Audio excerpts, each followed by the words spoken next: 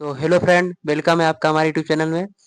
तो आज की जो वीडियो होने वाली है वो रेलवे पुलिस के लिए आप ले सकते हैं, या फिर चाहे आप एसएससी जीडी 2024-25 आप किसी भी एग्जाम के लिए ले सकते हैं। क्लास बहुत ही महत्वपूर्ण होने वाली है।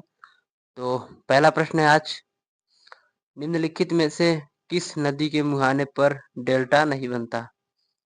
तो आपका राइट आंसर है तापी नदी पर। ठीक है, तापी द राइट आंसर। उसके बाद है, दक्षिण भारत के पठारी प्रदेश को कौन सी नदी दो भागों में विभाजित करती है? तो आपका राइट आंसर है नर्मदा नदी। ठीक है, Narmada is the right answer. उसके बाद दक्षिण भारत की नदियों में सबसे लंबी नदी कौन सी है? तो आपका राइट आंसर है गोदावरी नदी इज द राइट आंसर। ठीक है। उसके बाद निम्नलिखित में से किस नदी को वृद्ध गंगा के नाम से भी जाना जाता है? तो आपका राइट आंसर है गोदावरी नदी को। ठीक है।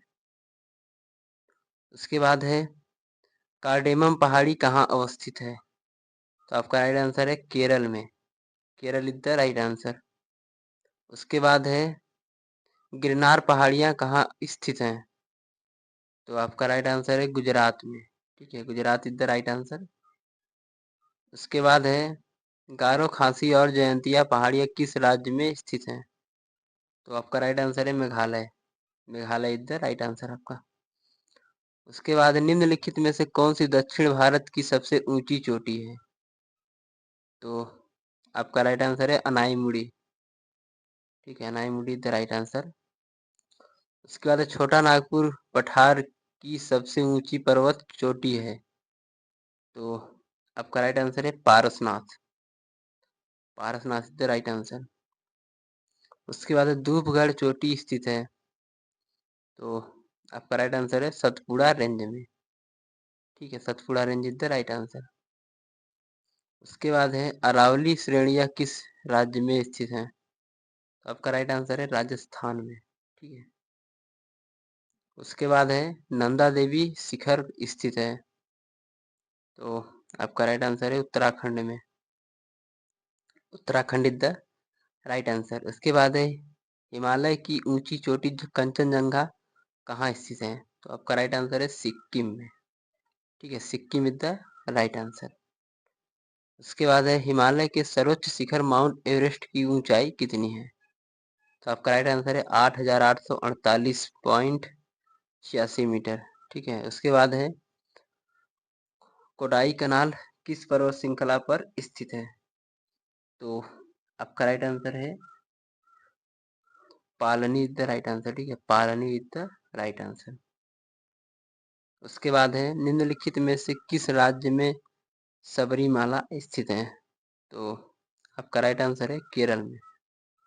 ठीक है, Kerala is the right answer. Kerala is the right answer. उसके बाद उत्तर पश्चिम स्थित पर्वत है? तो उत्तर से पश्चिम की ओर कौन सा पर्वत स्थित है?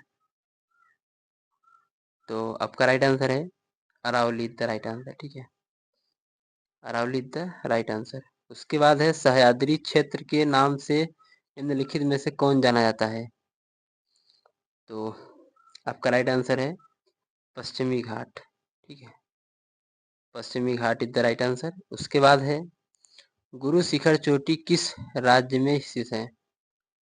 तो बताइए किस राज्य में स्थित है। ठीक है, तो आपका राइट आंसर है राजस्थान में। ठीक है, Rajasthan is the right answer. उसके बाद है, सेवराय पहाड़ियाँ कहाँ अवस्थित हैं? तो आज आप लोग इसका होमवर्क जो है आपका, आप लोग इसका आंसर घर से बताएंगे। ठीक है, और कमेंट में आंसर देना जरूर जरूर। ठीक है। उसके बाद है, जहाँ पूर्वी घाट और पश्चिमी घाट मिलते हैं वहाँ निम्नलिखित में से कौन सी पहाड़ियाँ स्थित हैं? तो आपका राइट आंसर है नीलगिरी पहाड़ियाँ। ठीक है, नीलगिरी पहाड़ियाँ इज द राइट आंसर। उसके बाद है, नंदा देवी चोटी स्थित है? तो आपका राइट आंसर है कुमायूं हिमालय का भाग। तब नंदा देवी कुमायूं हिमालय का भाग है। ठीक है। उसके बाद निम्नलिखित, सॉरी, हिमालय पर्वत की एक अराकानयोमा कहाँ स्थित है? तो आपका राइट आंसर है जो कि म्यांमार में स्थित है। ठीक है, Myanmar is the right answer. उसके बाद है, भारत की सर्वोच्च श्रेणी कौन सी है, मतलब सर्वोच्च पर्वत श्रेणी जो कि Godwin Austen is the right answer. ठीक है, उसके बाद अगला प्रश्न, कुल्लू घाटी निम्नलिखित पर्वत श्रेणियों के बीच अवस्थित है। तो आपका राइट आंसर है धौलाधार एवं पीर पंजाल के बीच। ठीक है,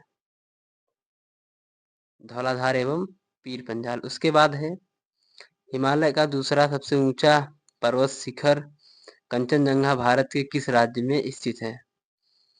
तो आपका राइट आंसर है 26 नंबर, जो कि Sikkim is the right answer. ठीक है, यहाँ पे 2 बार हो गया है ऊंचा ऊंचा, आप लोग एक बार कट कर लीजिए। ठीक है, उसके बाद निम्नलिखित में से सबसे प्राचीन पर्वत श्रेणी कौन सी है।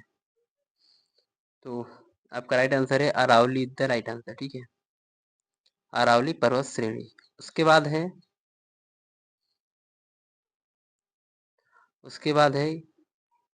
क्या नाम है, उसके बाद है भारत में निम्नलिखित में से कौन सी पर्वत श्रेणी केवल एक राज्य में फैली हुई है।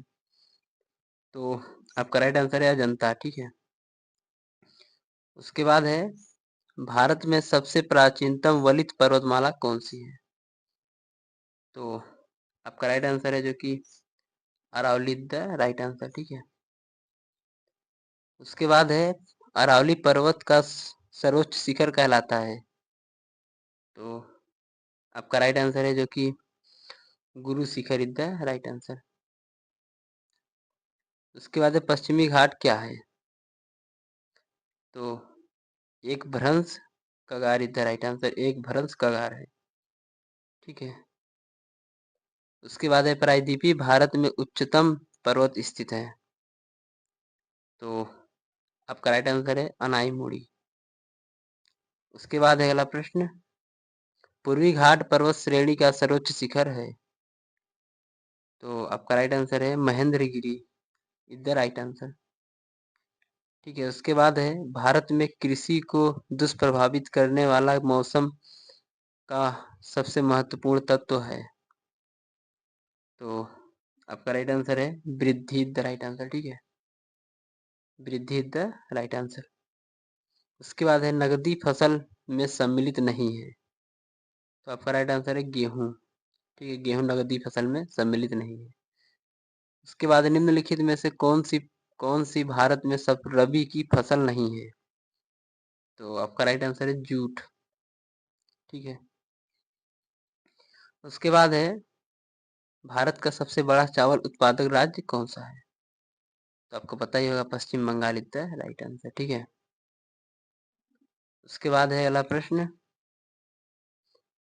भारत की प्रमुख खाद्य फसल है। आपका राइट आंसर है चावल, चावल इज द राइट आंसर।